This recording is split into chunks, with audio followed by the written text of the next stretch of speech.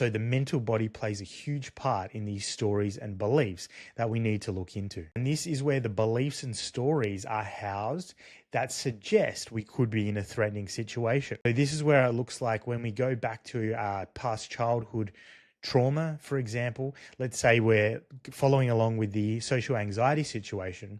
Let's say we're 4 years old and we go back to the idea of being in a social situation where we're ridiculed for speaking out, and our perception of that ridicule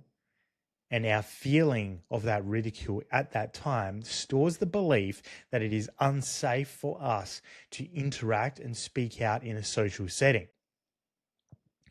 This then stores at the mental layer of mind as a belief and perception of reality, which then gets filtered through our feelings, emotions, and our physical nervous system even, and starts to get stored even in our tissues and organs, the records that we are under threat in social situations and we're under threat of ridicule.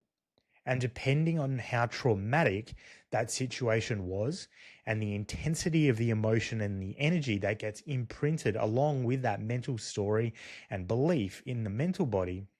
that is going to determine how visceral the body reacts in social situations in the future. So if your 4-year-old self interpreted that in a very, very threatening and traumatic way, the chances are that your physical body and nervous system and emotional body and mental body are going to store that record as very, very important to escape from or fight in or just react to, because it feels like that is a very, very real threat to your survival because of how traumatic you perceive that was as a 4-year-old. And so the mental body plays a huge part in these stories and beliefs that we need to look into.